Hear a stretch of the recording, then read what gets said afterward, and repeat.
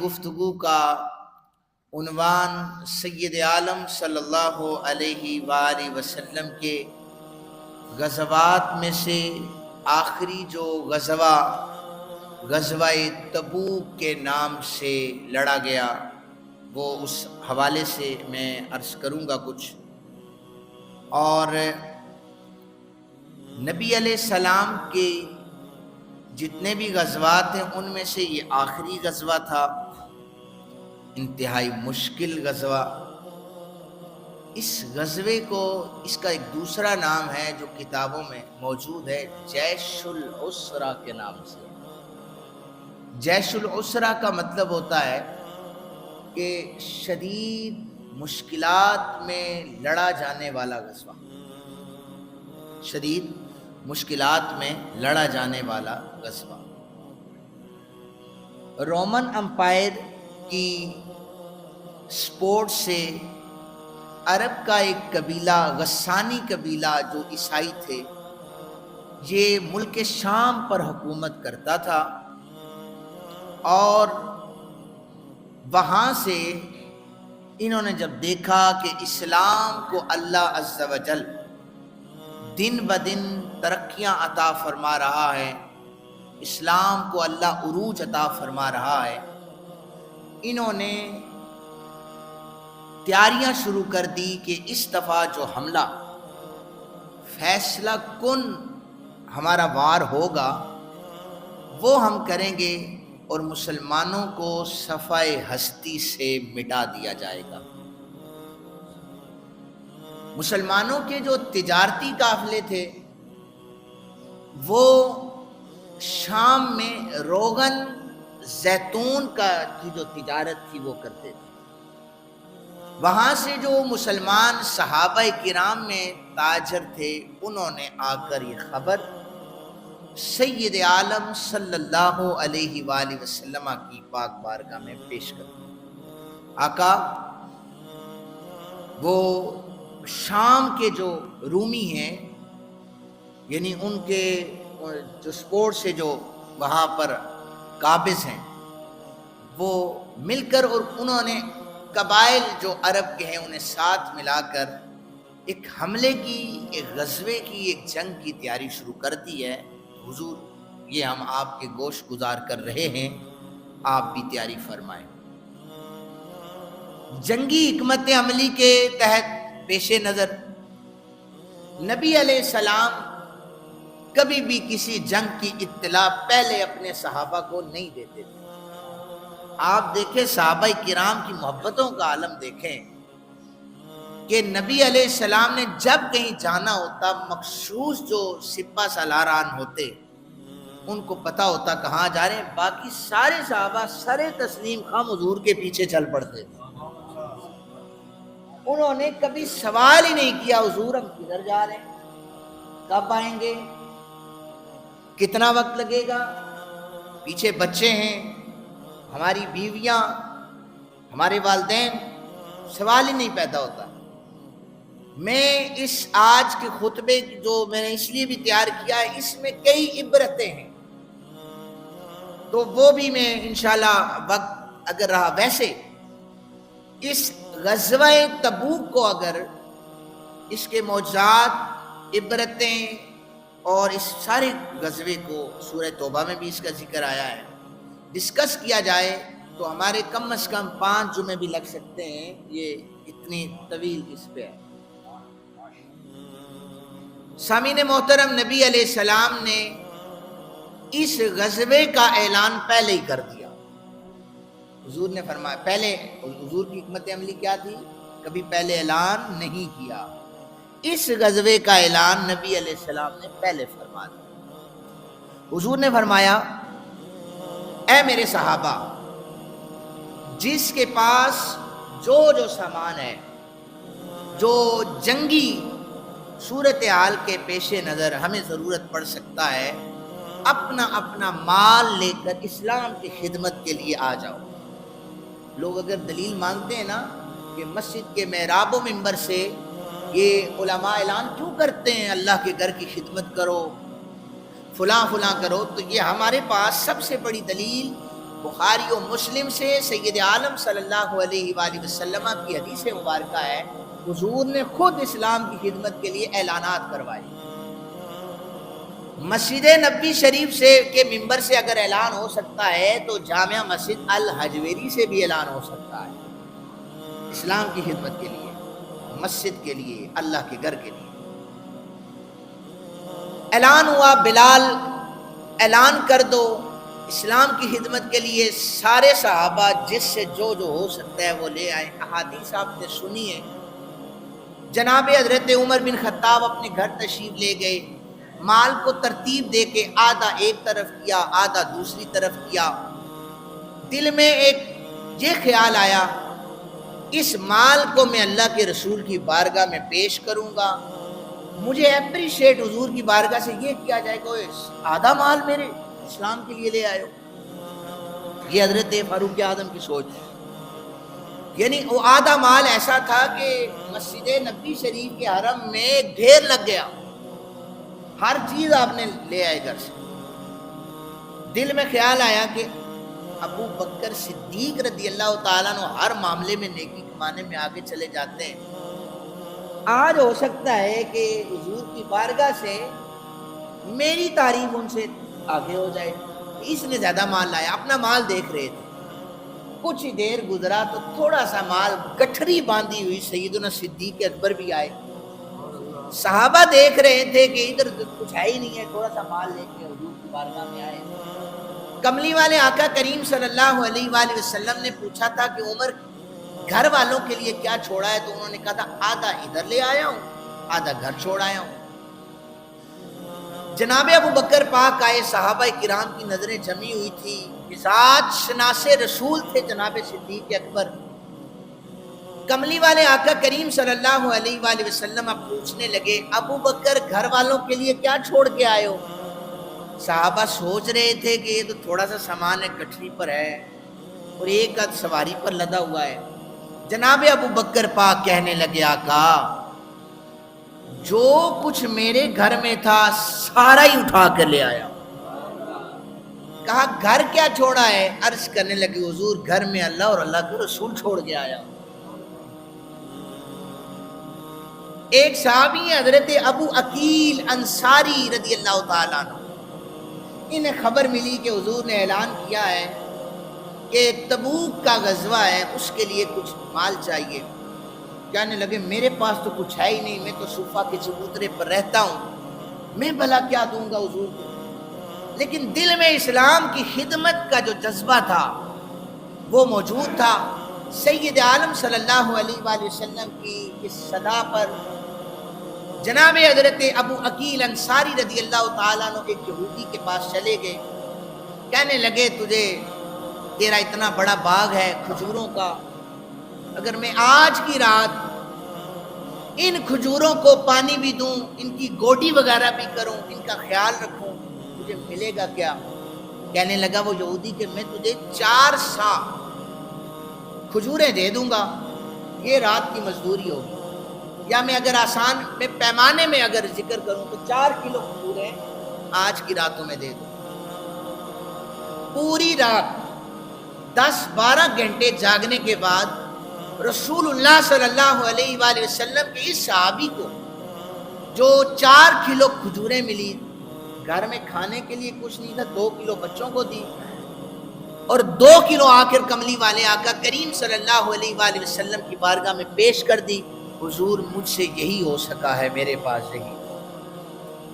حضور نے فرمایا اس میرے صحابی کا اخلاص اتنا ہے، اس کا خلوص اتنا ہے، میرے صحابہ اس کی 2 کلو کھجوروں کو سب کے مال پہ تھوڑا تھوڑا پھینک دو، اللہ قبول فرما لے گا۔ یہ حضرت ابو عقیل کا جذبہ تھا۔ پہلا اعلان ہوا، حضرت عثمان غنی اٹھے، 100 اونٹ کا اعلان کر دیا، فرمایا عثمان بیٹھ جاؤ۔ دوسرا اعلان ہوا، 200 اونٹ مال لدا ہوا، پھر حضور کی بارگاہ میں پیش کر دیا، فرمایا بیٹھ جاؤ۔ تیسرا اعلان ہوا، پھر آ کر حضرت عثمان غنی کھڑے ہو گئے، حضور 300 اونٹ 300 اللہ کی بارگاہ میں پیش کرتا ہوں، فرمایا بیٹھ جاؤ۔ حضرت عثمان غنی بیٹھے، حضور اپنے منبر سے نیچے تشریف لے آئے۔ منبر سے اترنے کے بعد جناب عثمان غنی کا ہاتھ پکڑ کے بلند کر کے حضور فرمانے لگے، عثمان آج کے بعد تیرا کوئی عمل بھی تجھے جنت میں جانے سے نہیں روک سکتا۔ میرے صحابہ جس نے جنتی دیکھنا ہو میری مجلس میں بیٹھے ہوئے عثمان غنی کو دیکھ۔ یہ 3 صحابہ کرام ہے نا جیت۔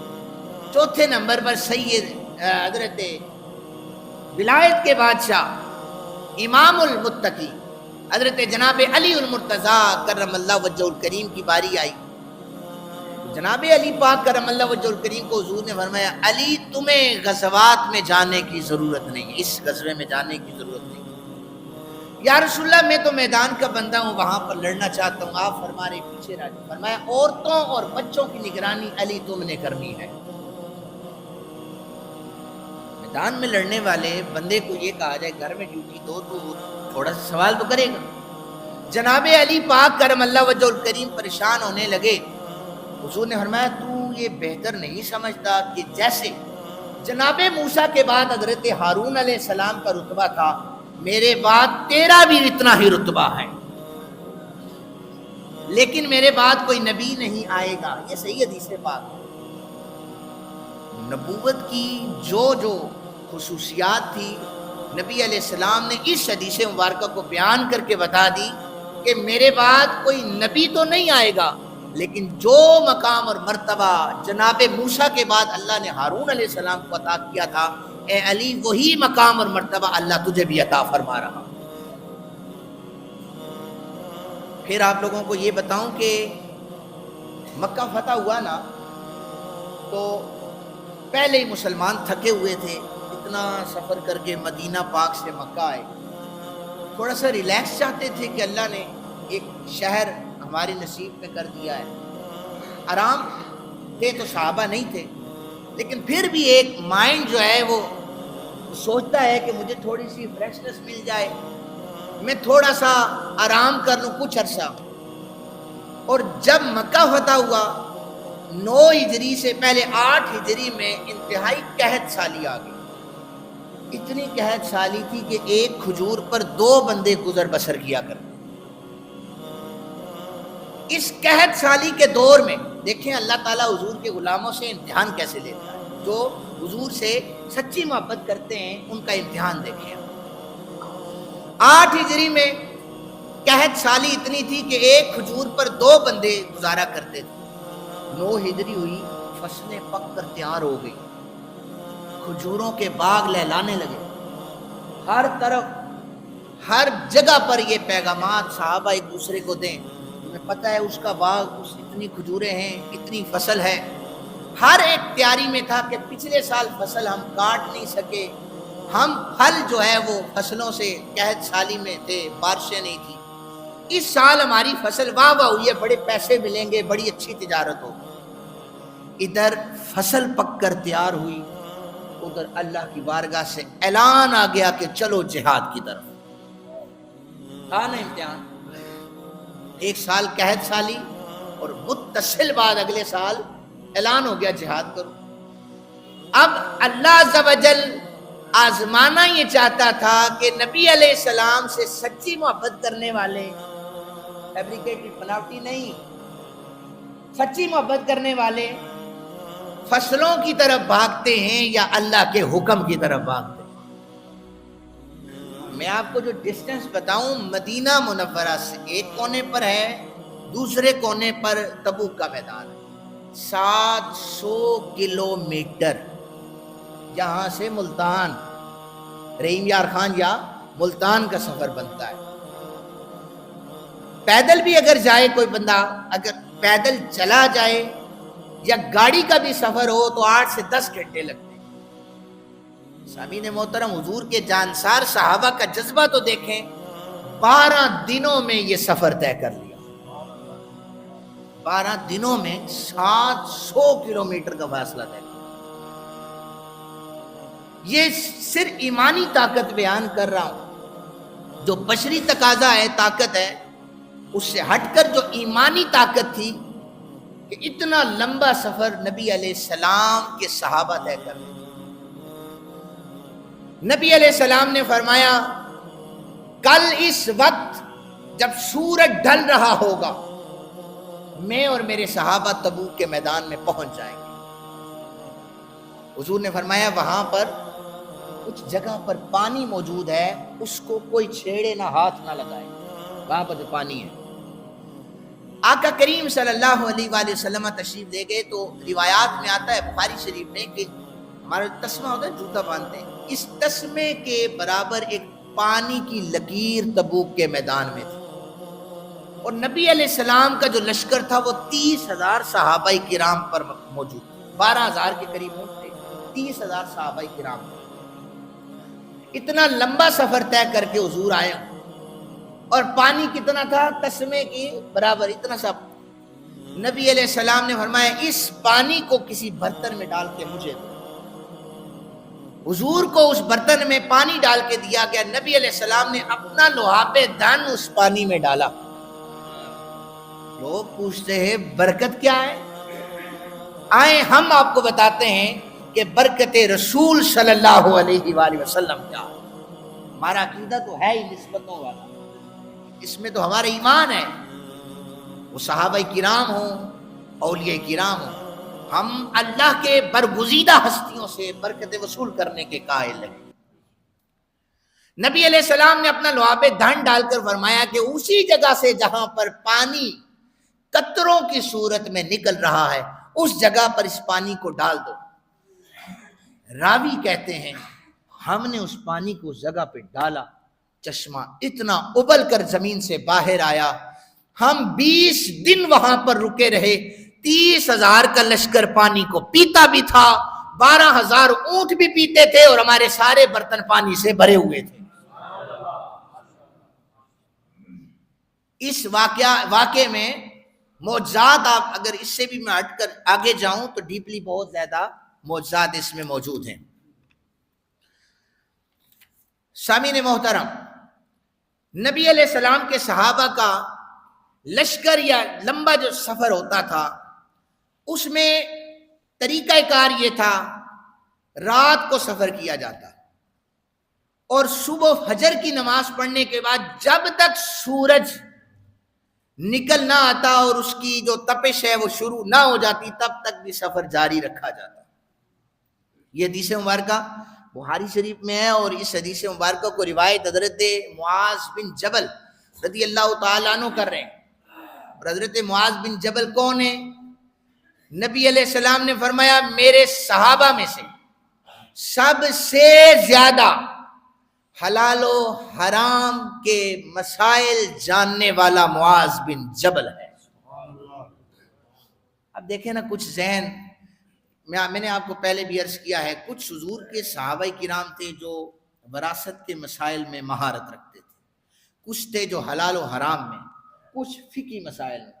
لوگ سن کر کہہ سکتے ہوں کہ معاذ بن جبل جانتے، کیا باقی صحابہ نہیں جانتے تھے؟ اور باقی بھی جانتے تھے، لیکن جو اسپیشلسٹ استاد تھے جنہیں حضور کی دعا سے جو فیض عطا ہوا تھا، وہ حضرت معاذ کے بارے میں حدیث مبارکہ ہے، حضور نے فرمایا میرا جو معاذ ہے نا، میرا معاذ بن جبل یہ حلال اور حرام کے مسائل سب سے زیادہ جانتا ہے۔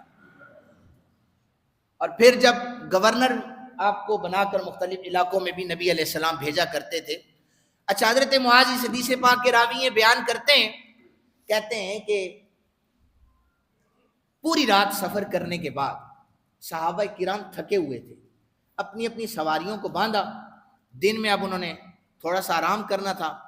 اب جب نکلنے کا وقت آیا تو سارے صحابہ سو گئے، یہ سمجھ کر کہ ابھی ہم سفر شروع کریں گے، سواریوں کو کھلا چھوڑ دیا۔ سواریاں ادھر ادھر جو ہے وہ، چونکہ سوار آرام کر رہے تھے اور سواریاں ادھر ادھر مختلف درختوں کے پتے کھا کر وہ تھوڑا سا سستا رہی تھی۔ حضرت معاذ کہتے ہیں کہ نبی علیہ السلام کی سواری آگے آگے چل رہی ہے، میں حضور کے ساتھ ساتھ چلے جا رہا ہوں، سارا لشکر پیچھے رہ گئے۔ آپ لوگ ذرا ذہنوں میں اس منظر کو لے کے آئیں، سارا لشکر پیچھے ہے، نبی علیہ السلام کی سواری ہے اور ساتھ حضرت معاذ کی سواری چل رہی ہے۔ حضرت معاذ کہتے ہیں کہ اچانک سے نا نبی علیہ السلام کی سواری کو ٹھوکر لگی، تو جانور ہے ڈر جاتا ہے، وہ جو ہی حضور کی اونٹنی بدکی نا، کہتے میری جو سواری تھی وہ بھی ڈر گئی۔ تو نبی علیہ السلام جب سواری پر سوار تھے تو آپ کی سواری پر ایک کجاوا بندھا ہوا تھا، وہ پردے لٹکے ہوئے۔ نبی علیہ السلام نے جو ہی اپنی اس کجاوے سے چہرہ مبارک باہر نکال کر دیکھا تو پیچھے لشکر موجود نہیں تھا۔ لیڈر جو ہوتا ہے نا، وہ کبھی بھی اپنی جو رعایا ہوتی ہے اس کے حق میں ہی اور اس کی منشا، مرضی اور حمایت کی بات کرتا ہے۔ نبی علیہ السلام نے پوچھا کہ یہ لشکر کہاں گیا ہے؟ اب اکیلا پایا تھا نا حضور کو۔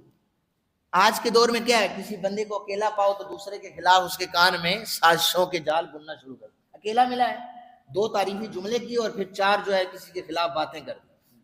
حضرت معاذ کر سکتے تھے ایسے، حضور اکیلے میں کہہ دیتا ہوں یا رسول اللہ سارے سو گئے، ایک میں ہی جاگ رہا تھا، آپ کے ساتھ آ گیا ہوں، ایسا نہیں کہا۔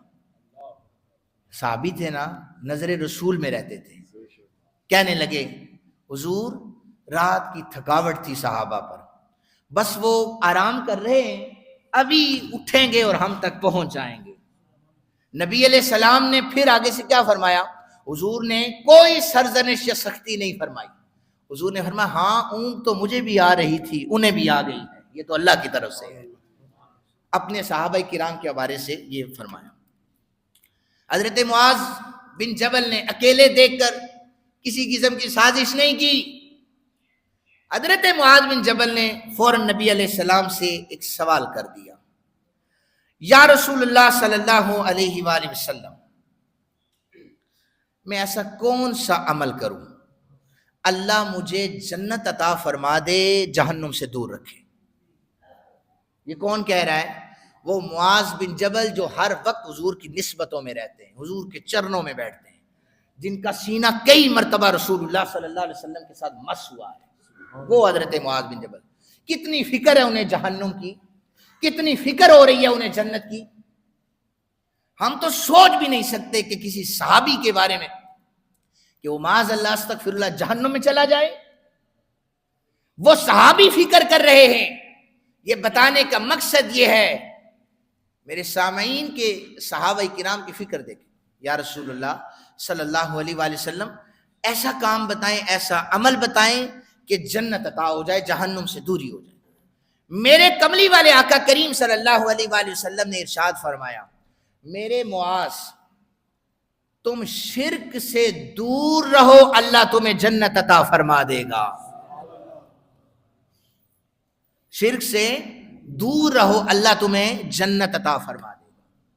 تو یہی تو ہمارا پیغام ہے۔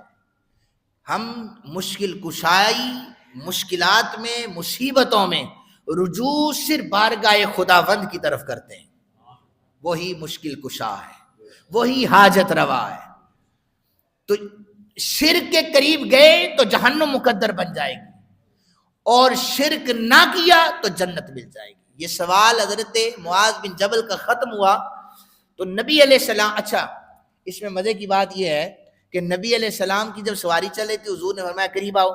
حضرت معاذ سوال کرنے لگے تو کہتے ہیں میں قریب ہوا، کہتے ہیں اور قریب آؤ، کہتے ہیں میں اور قریب ہوا، حتیٰ کہ ہماری سواریوں کے پیٹ آپس میں جڑ گئے۔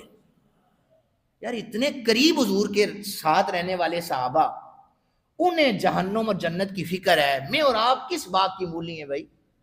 ہماری تو ہمیں یہی نہیں پتا کہ ہماری نمازیں پوری ہیں، ہمارے روزے پورے ہیں، جو پڑھ رہے ہیں وہ قبول بھی ہو رہے ہیں کہ نہیں ہو رہے، اور جو 24 گھنٹے حضور کے ساتھ جڑے ہوئے رہتے ہیں ان صحابہ کو اتنی فکر ہو رہی ہے۔